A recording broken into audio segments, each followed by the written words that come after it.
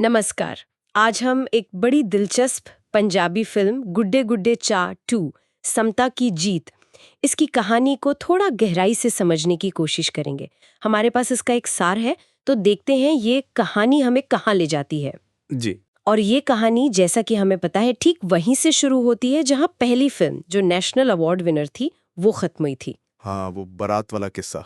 हाँ बिल्कुल, याद है ना कैसे गांव की महिलाओं ने वो सदियों पुरानी रीत तोड़ी थी कि वो दूल्हे की बारात में नहीं जा सकती। वो एक बड़ी जीत थी उनके लिए। सही बात, एक बड़ा कदम था वो। तो आज हम ये देखेंगे कि इस दूसरी फिल्म में मतलब कहानी कैसे आगे बढ़ी, नया संघर्ष क्या था, कॉमेडी का क्या रोल रहा और अंत में संदेश क्या निकला। चलिए खोलते हैं इसे। और शुरुआत ही मुझे लगता है काफी धमाकेदार है। पिछली जीत से जो हौसला मिला ना, जी। उससे गांव की महिलाएं अब सिर्फ बारात में शामिल होने से खुश नहीं है। इस बार तो उन्होंने तय किया है कि गांव में जो बड़ी शादी हो रही है उसकी पूरी बागडोर, पूरी जिम्मेदारी वही संभालेंगी। तो ये तो बहुत बड़ा स्टेप है, मतलब सिर्फ शामिल होना नहीं बल्कि नेतृत्व करना। बिल्कुल, ये बहुत बड़ा कदम है। तो फिल्म के शुरू में ही हमें दिखता है कि किरदार जैसे नीमू है, तान्या और पहली फिल्म वाली अनुभवी महिलाएं भी सब पहले से ज्यादा आत्मविश्वास से भरी हुई हैं, सशक्त लग रही हैं। उनमें एक नई ऊर्जा दिखती है ना। हाँ, और वो तैयार है परिवार और गांव की दूसरी जो पुरानी परंपराएं हैं उनको चुनौती देने के लिए। जी। और तभी गांव में एक बड़ी शादी का माहौल बनता है और यहीं से क्या कहते हैं, कहानी असल में गर्माती है। अच्छा। सारी महिलाएं मिलकर फैसला करती हैं कि भाई शादी की तैयारी, रस्में, सब कुछ वही देखेंगे। सब कुछ मतलब वो काम भी जो मर्द करते आए थे। हाँ, यही तो खास बात है।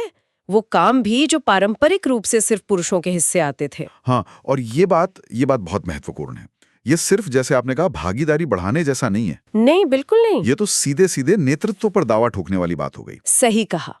ऐसा लगता है कि पहली फिल्म की जो जीत थी उसने उन्हें वो आत्मविश्वास दिया है कि अब वो सिर्फ नियमों को चुनौती नहीं देंगी, बल्कि अब वो खुद नियम बनाएंगी एक तरह से। बिल्कुल, अब वो संचालन करना चाहती हैं। जी। और यहीं से शुरू होता है फिल्म का मुख्य टकराव, जिसे हमारे पास जो जानकारी है उसमें कहा गया है लिंगों के बीच एक मजेदार जंग। अच्छा। Battle of the sexes type का। अच्छा, हाँ, क्लासिक ट्रूप। महिलाओं का ये अचानक से सत्ता पर, कहना चाहिए कब्जा करना, जाहिर है पुरुषों को आसानी से हजम नहीं होता। हाँ, ये तो होना ही था। गांव के पुरुष जिन्हें आदत है अपना दबदबा बनाए रखने की, घर में, समाज में, वो सत्ता के इस उलटफेर से एकदम तिलमिला जाते हैं। लिखा है कि वे अपनी खोई हुई भूमिकाएं और अधिकार वापस पाने के लिए बुकवली हाथ पैर मारते नजर आते हैं। उनकी दुनिया हिल गई एक तरह से। बिल्कुल। और ये प्रतिक्रिया भी दिलचस्प है।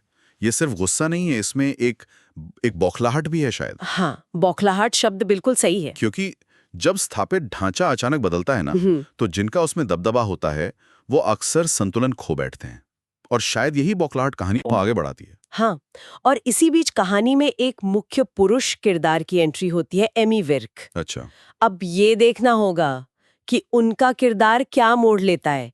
क्या वो पुरुषों के प्रतिरोध को और भड़काते हैं या कोई बीच का रास्ता निकालने वाले बनते हैं, या शायद महिलाओं के लिए एक नई चुनौती। हाँ, ये भी हो सकता है। कथानक का सार इसे थोड़ा रहस्यमय रखता है, जो उत्सुकता भी जगाता है। लेकिन यहाँ से मामला और भी मजेदार हो जाता है। ये जो खींचतान है ना पुरुषों और महिलाओं के बीच की, ये नोक-झोंक, जी। यही फिल्म की कॉमेडी का सबसे बड़ा सोर्स बन जाती है।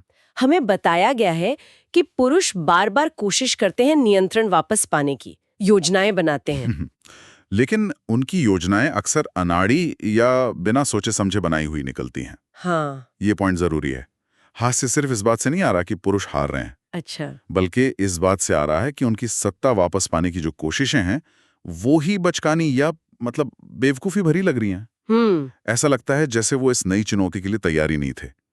उनकी पुरानी तरकीबें अब काम नहीं कर रही हैं। तो मतलब ये सिर्फ स्लैपस्टिक या थप्पड़ चपत वाली कॉमेडी नहीं है? नहीं, बिल्कुल नहीं है। असली मजा तो वो स्थितियों के उलट जाने में है। अच्छा। जो हमेशा से कंट्रोल में थे, अब वो कंट्रोल पाने के लिए हास्यास्पद हरकतें कर रहे हैं।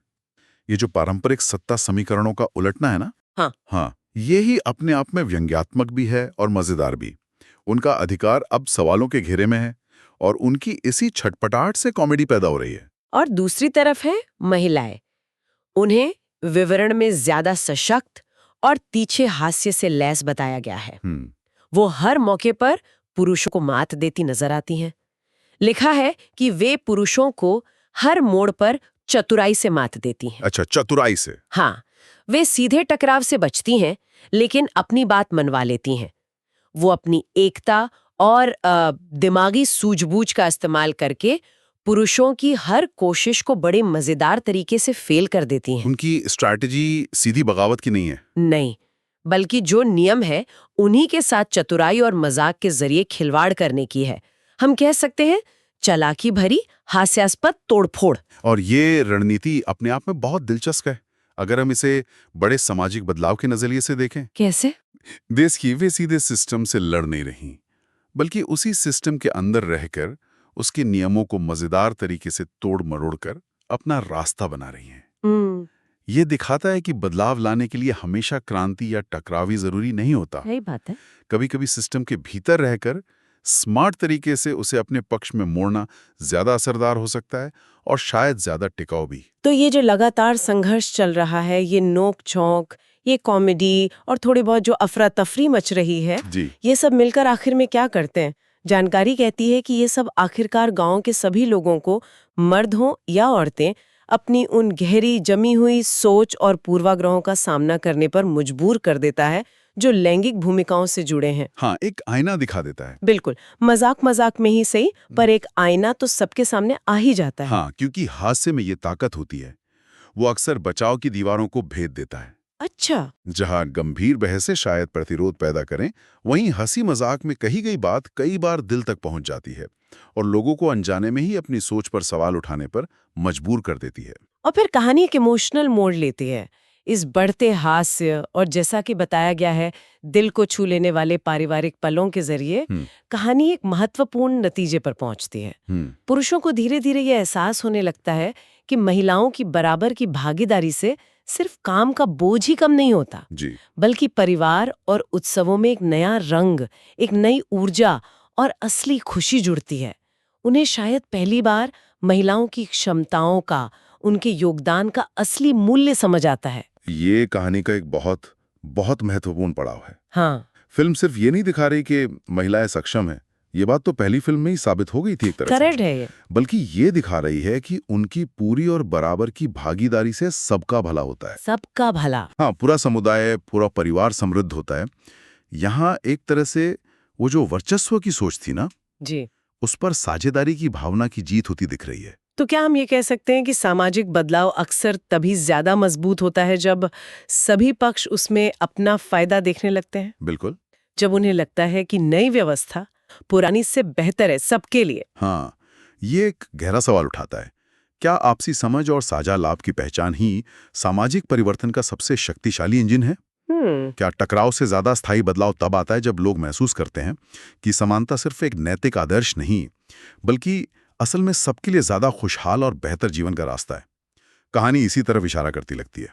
तो अंत में क्या होता है? क्या सब ठीक हो जाता है? कहानी का सार तो यही बताता है कि आपसी सम्मान और समानता की एक दिल छू लेने वाली समझ पर खत्म होती है। अच्छा। गांव को बदलती परंपराओं और एक ज्यादा स्वस्थ बराबरी वाले सह अस्तित्व को अपनाते हुए दिखाया गया है। तो मतलब वो सारा हंगामा, हंसी मजाक, टकराव, उसके बाद एक नई मैच्योर समझ पैदा हुई। लगता तो यही है। फिल्म का अंत, जैसा कि विवरण कहता है, एक ज्यादा मजबूत, ज्यादा एकजुट परिवार और गांव के साथ होता है।